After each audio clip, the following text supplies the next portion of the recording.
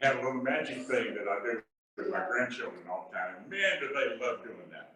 So it's talking to them, and all of a sudden, say, what's in your ear? And you lean over and you go, oh, you have $1 in your ear. So I'm keeping this one, Bob. You ain't getting it. Last time you did it, you had to do 3. Oh, yeah. But it's before the 20. Then you do it again, right? They're 20 That's right. Message today. He's got written down here, living by the word. Living by the word. Word. Y'all know how I love to play on words when I teach Sunday school and I come across a certain word. And it just grabs me. You know, you got to talk about it. So living by the word is what we're talking about. However, the thing that really bothers me in today's world is violence. We talked about it in Sunday school a little bit this morning. Violence all over. You think it's something new, or has it always been here? I think it's always been here. The Bible documents humans' hostility in many forms. The 10 Commandments are meant to restrain this hostility. Violence to one another was never part of God's plan. Do we need to say anymore? It's not God's plan that there be violence in the world. God denied David the opportunity to build a temple because he had shed much blood and waged great wars. Shed much blood refers to the many wars that he waged. David had blood on his hands in other ways. Now we think of David in the Bible as, oh man, King David, great guy, had a lot of blood on his hands. He killed Goliath. He took his slingshot, he put a rock in it, he flung it around a few times, and hit Goliath in the head. This big guy, Philistine, killed him. The rock lodged in his head. That's how hard it hit. What did he do next? He goes over to him, takes his knife, and cuts his head off. Now, what's he do next? Picks it up and says, look what I did. Proud of it, huh? He killed Philistines for glory. Come from Samuel chapter 18, verses 25-27. He had Uriah murdered. 2 Samuel 11-15. He planned to kill Nabal and his family. Samuel's 25-20-22. He killed a messenger. 2 Samuel chapter 1, verses 13-16. He commanded the death of political enemies. 1 Kings chapter 2, verse 5-9. Ammon raped his half-sister Tamar. We hear about this all the time nowadays, don't we? Absalom killed his half-brother Ammon. He planned violent rebellion against David. Solomon killed his half-brother Adonijah. Killed his father's enemies. Kill. That comes from the Old Testament, all that. What happened in the New Testament that we get started with? Jesus was out on the hillside, and he had his disciples there, and of course they were coming to him to get him, and who was it? He goes over and kisses him on the cheek, said, this is the man. Yeah, this is the guy that you're looking for. So the soldiers start to arrest Jesus. What did Peter do? He pulled out his sword and he whacked at one of the guards, cut his ear off. Jesus, what did he say to him? Put the sword away. No more violence. Put the sword away. If we could say anything to the people of this world today, put the sword away. How about Putin? Put your bombs away. Don't be doing this. Stop the fighting. Jesus lived within a culture where such physical violence was assumed, where justice was defined by an eye for an eye. Bob knows what this is. It's hanging around his coat, right? However, he went beyond just condemning this, as in his command to put away the sword. He expanded violence to include anything that abuses another person physically, emotionally, or spiritually. I think it's the emotional thing that we're concerned about a lot today. Violence, emotional violence. It's that which alienates and demeans people. There's that word, demeans. We alienate, but we demean people. We want to cut them down in size. We demean them so much. Jesus made it clear that our inner dispositions are the core of such abuse. Inside of us is the core of the abuse of the world. If we are not attentive, we may already be violating the dignity and well-being of others. Dignity, underscore that word. I love playing with words.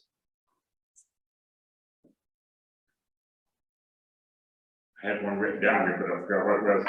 Anyhow, it makes it easier to say and do hurtful things.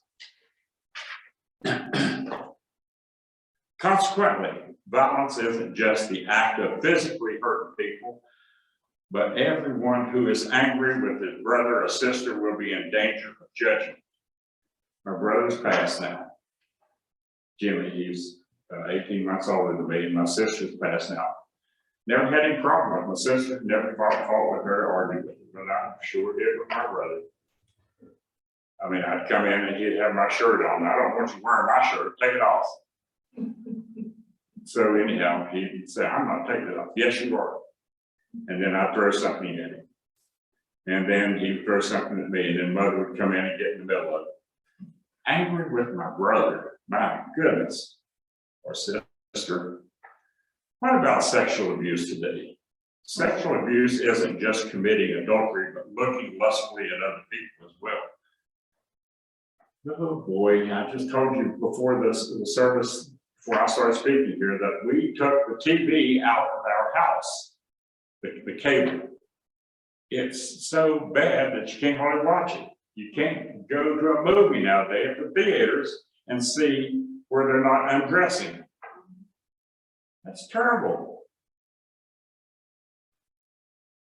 Sexual abuse isn't just committing adultery, but looking lustfully at another person. Words flow from the heart and can be as hurtful as a physical word.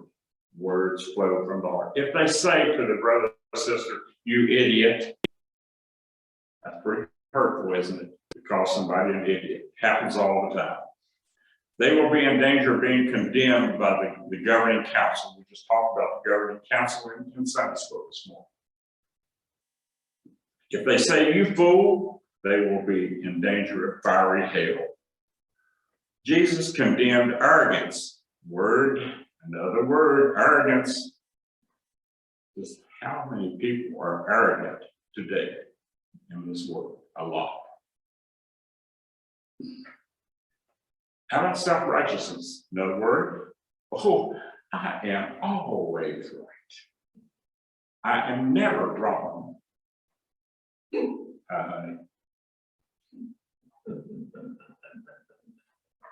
Balance.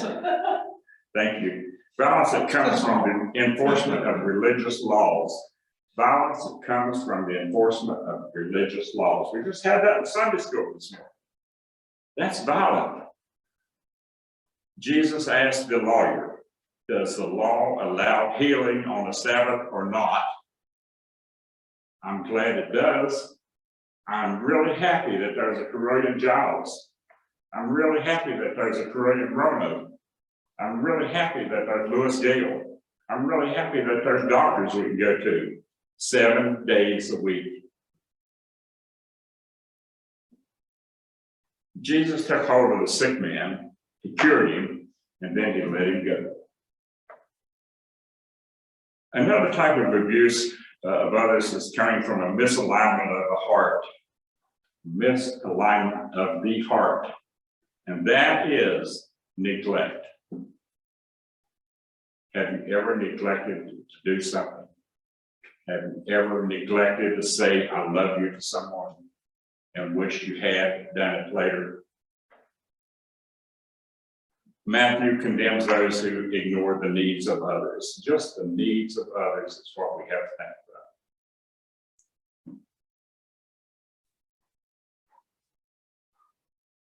about. All right, let's see where I'm at now, boys. Here, I got a story, and it comes from Ernest Hemingway. And Ernest Hemingway wrote a fictitious story, The Capital of the World. You may have read this book. Father and son live together, and they become arrogantly at each other one day, pushing, shoving, calling each other names, all this stuff. The son shoved the father, and when he did, he knew he was wrong. And in shame, he ran from the house down the street, and he hollered back at his father, I hate you, and I'll never see you again. He ran away. The father said, oh, he'll be back. Next day, he did not show. Worried about him. The next week, he did not show. Kept looking for him. Next month, he did not show. Kept looking for him. The boy's name was Paco, P-A-C-O. So the son, after all these months of looking for the father, after all these months of looking for the son, finally said, I've got to do something because I can't live with myself like this. I have got to have my son back. So he puts an ad in the local newspaper, and it says, Paco, please, I love you. Please come home with me, and I will meet you at the market at 12 o'clock noon on Saturday. So the father just couldn't wait. I mean, 3 or 4 days go by, and he was really so excited that maybe Paco would be there.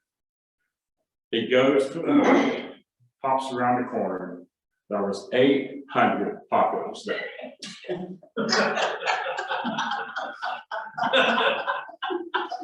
800. So forgiveness, yeah, there we go. A little bit of good things that happens in life, and one of the things Fran was looking on the computer one morning as we were having our coffee and all that. Anyhow, this boy and girl had met each other, and they had one date the night before.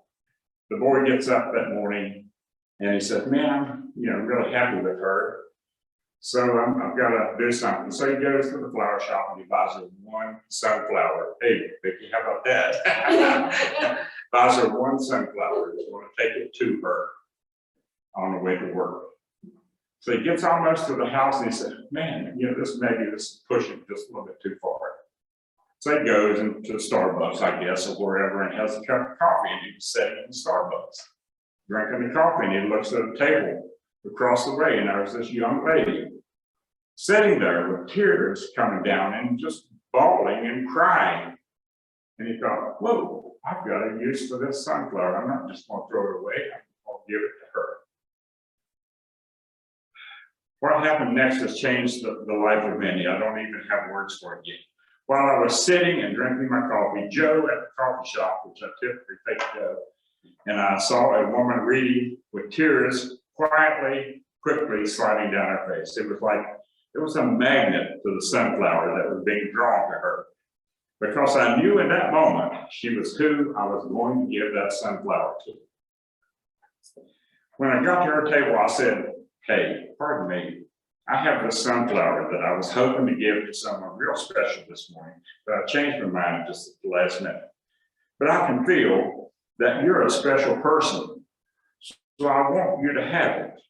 And before I could even hand her the sunflower, this complete stranger flew into my arms with tears flowing and gratitude spewing, as if I was someone she had once loved and known. It's what she said next that I'm still trying to get the grip on. She cried before her fiance. She was crying because her fiance had died the week before, just months before they were going to be married. On this first date, he brought her a sunflower, and from there on, he gave her sunflowers on occasions, never roses, because she was the light of his life. Today, he said, I was able to show her that she'll always be the light of his life. And how we as humans have a message to carry that goes far beyond words. Sunflower. You never know how much a simple gesture of giving someone a $5 flower will change their life as well as yours. Life is about giving and being to service of others. We are to find ways to make someone else's life just a little bit brighter today and be of service. You never know the impact you could be on someone else. I was going to cut a sunflower and bring it with me this morning, but we had our driveways sealed yesterday and the sunflowers on the other side of the driveway. So I've got all kind of excuses. Should have called me, I could have brought you. I know all about that. Join the club, we're all in this together. But the message today is message with balance to start with. The ending message was good intentions. Have good intentions. I got one more story. And we were at Kroger's in Christiansburg, and we'd gone in and we were, I don't know, getting ready to leave or something. And there was this family, well, we saw them on the way in, a Mexican guy and his wife and two little children, looked like they were maybe 4 or 5 years old. And they stand there with a sign, a cardboard sign up. So we go on in Kroger's, buy what we want, come back out. And we were almost out to where we could make a road, you know, without having to look at them. Then I was in the passenger side and Brandon was driving. I said, just swing around there, let me do something. You know, so as she was swinging over to where they were, I was reaching for my front wallet. Got over to them, rolled the window down, and he stepped over and I said, God bless you, man. I had a 10 and I had a 5 in my pocket. Guess which one I gave him? 10. 5. I had good intentions. I don't know what we're doing. 5. We're like that. Yes, we are. Yes, we are. Guess what they gave me back? So, Thank you. Yeah, they gave me thank yous back. And the 2 kids gave me something that I will never forget. Big smiles. Thank God for those smiles. Thank God for those smiles. Okay. You need to drive a school bus, you can be nice. to- Oh, And Mark, somebody will smile and be nice to others, don't look like you, almost like you offended them. Be nice to I them. thought about you as I was doing this lesson and how you are, I mean, you are the nice person. I know you are. I can see the kids as they talk to you and think about you, and he's got it. He really does. That's been real in life, you know. How they, some of them think that act nice, don't know, because Right. what's done. I don't know when we're gonna start training our children to be all up on to appreciate each other, to love each other. Anyhow. What's next on our list? Rid of the world, 387, we've already done that. Oh, no, we won't do that. Yeah, here we go. Y'all can tell I'm really on top of it, huh?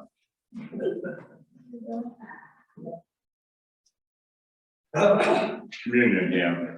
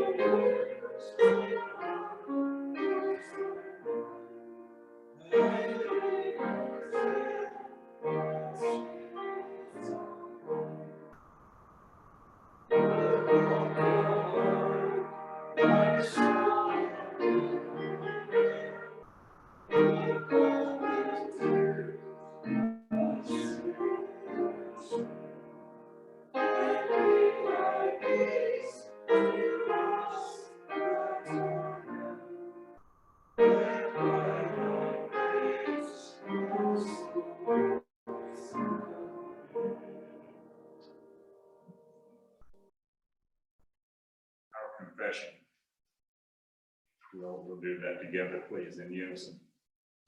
Ready?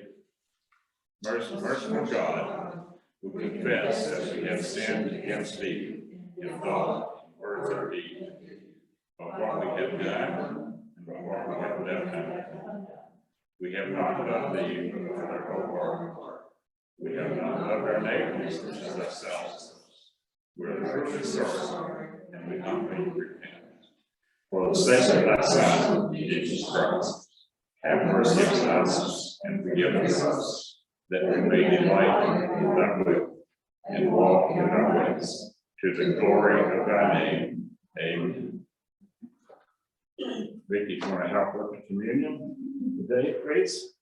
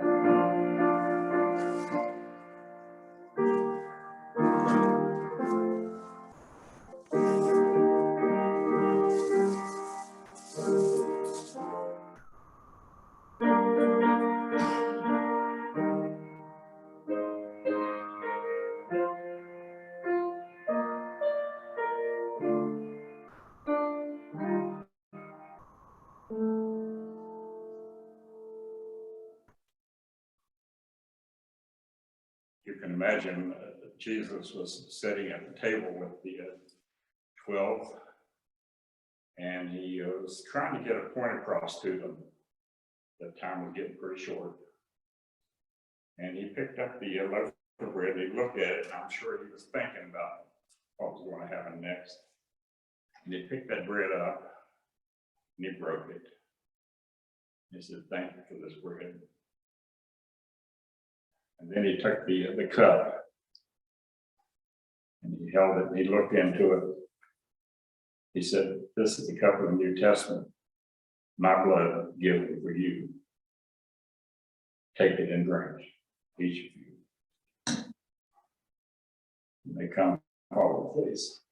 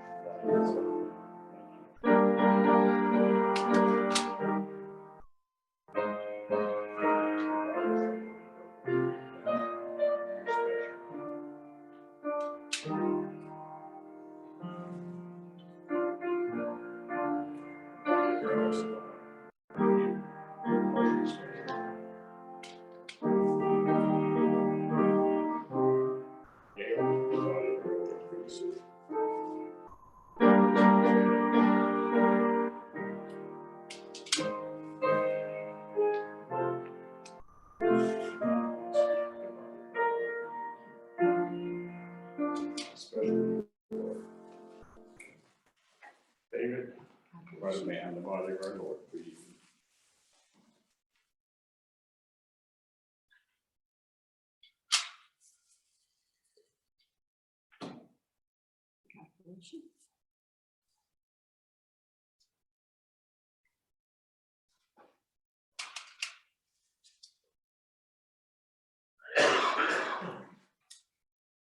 The body of our Lord, we're confused, we are.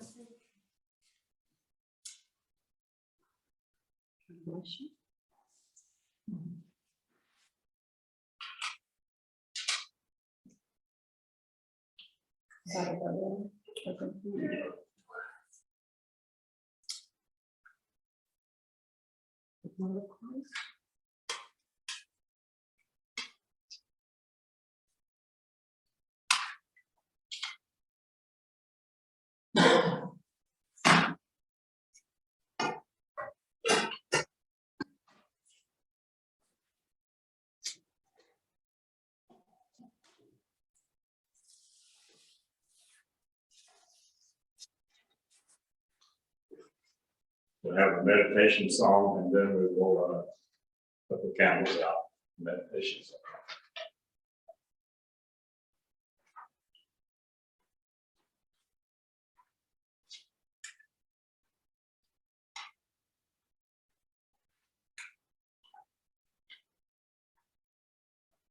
Melody and I got something to meditate about. We've been married 40 years today.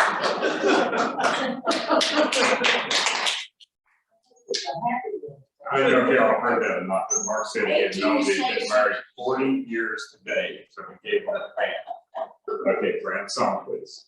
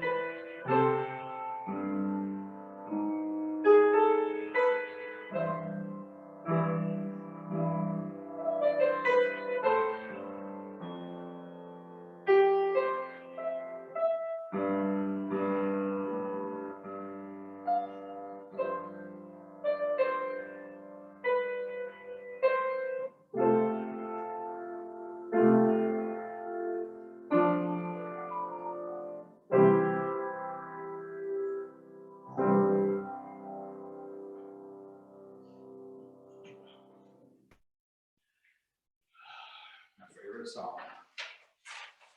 You folks raise me up for more than what I can be. Jean will now put out her candles. Oops.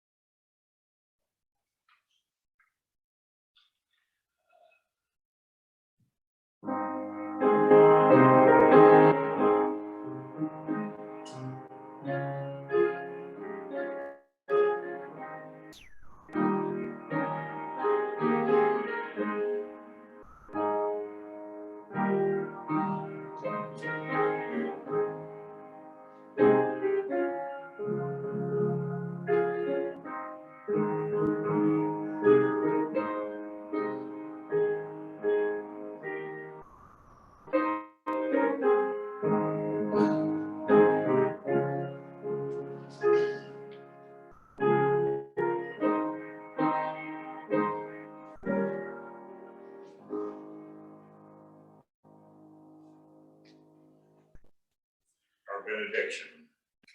Beloved of God, you have been healed and forgiven. God has poured God's love upon you that you may be faithful disciples, offering healing, love, and forgiveness to all. Go in peace. May God's peace always be with you. Amen. Thank you, folks. Thank you. You did a great job. Thank you. It was a great job. That was Let's good. see who all's on there. My goodness, thanks a lot. Getting up some of the stuff. Mitzi, it's good to see you. Thank you, I did it. Roger. Hello. That was Hello, nice, buddy. Beth. How you doing? Hi, Bev. Hi, Mitzi. How you Hope doing? everybody's well. Yeah, we're doing all right. Finally over the sickness. Oh, man. God bless you. My grandson's taught to share, Oh, okay. Great. and that's how I got it. Give it away, huh?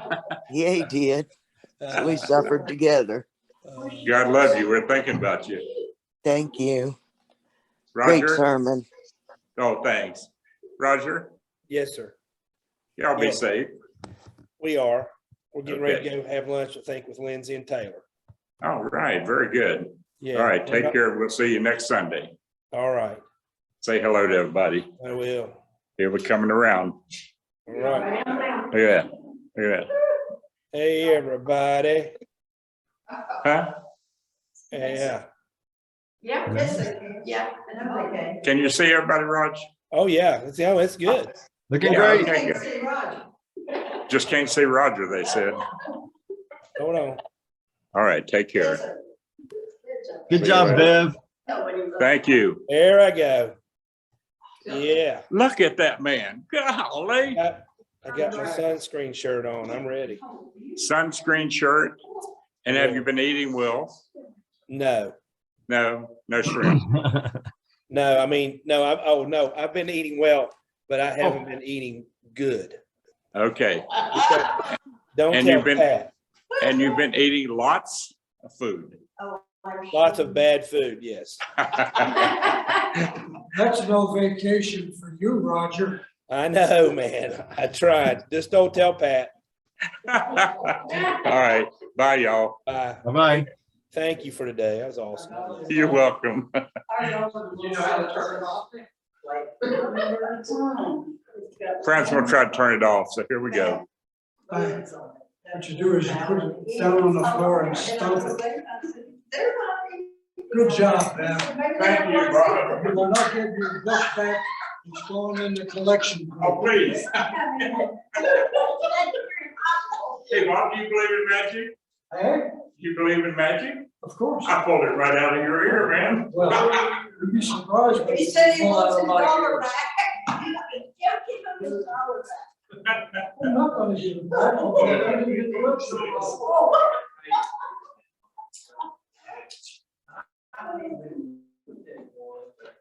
No, you did a good job. Thank you. You did. But I want to tell you, he's always saying, I know you're right, because my maiden name is such a right here. Oh, I didn't think about that. Oh, me. I'm going out in the sunshine and get dark. Yeah, there you go. Boy, I won't come here again without sweating. Well, that's already done. I think. April's very cold. And I don't get it. It's next I just don't get cold. So good to hear a different voice. Yeah. Oh, boy. Oh, this is I get warm. Some kind of scout, internet, that kind of stuff. Yeah, he was one more that stuff. We can't do that little boy.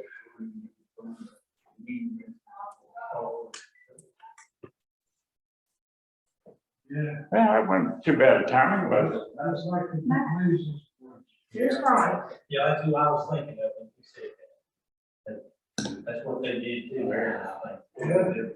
Yeah.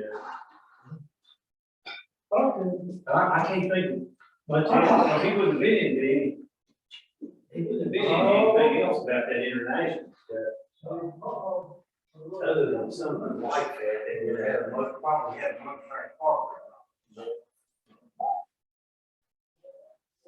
Mark, ready in the sunflower and take her out for lunch or dinner.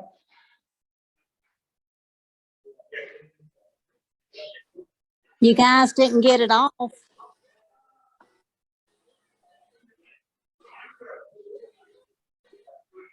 It's still recording.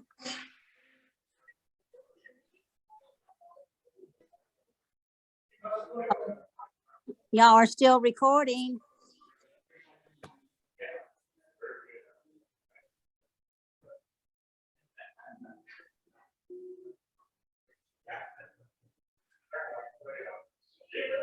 You guys are still recording.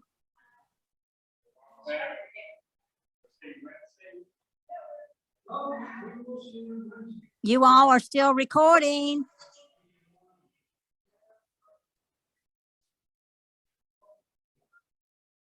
Bev. Hey, Bev. Y'all are still recording.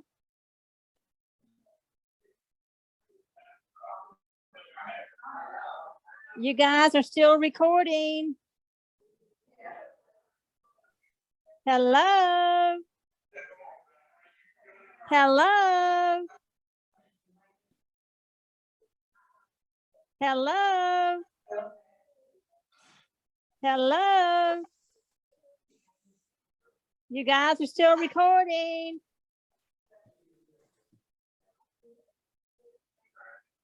Hello. Hello. Hello. Hello. Hello. Woo. Anybody there? Yes, You're still recording.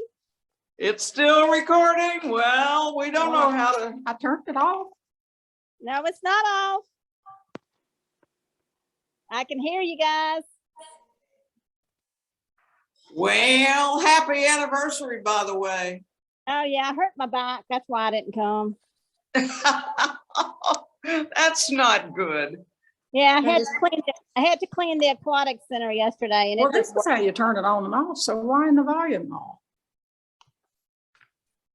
because it's still recording. Well, if you turn the iPad off, it ought not record. You think so, but it's, and I think they, with the Zoom, you're charged so much for, the time. So that's why I was trying to get y'all's attention to get it turned on. Slide the power off. Okay.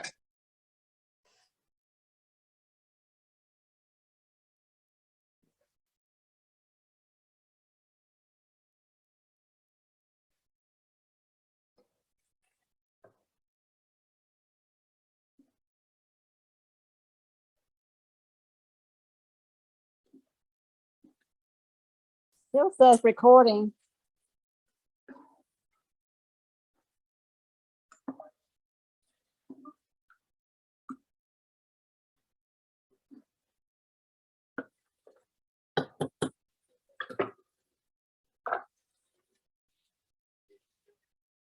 I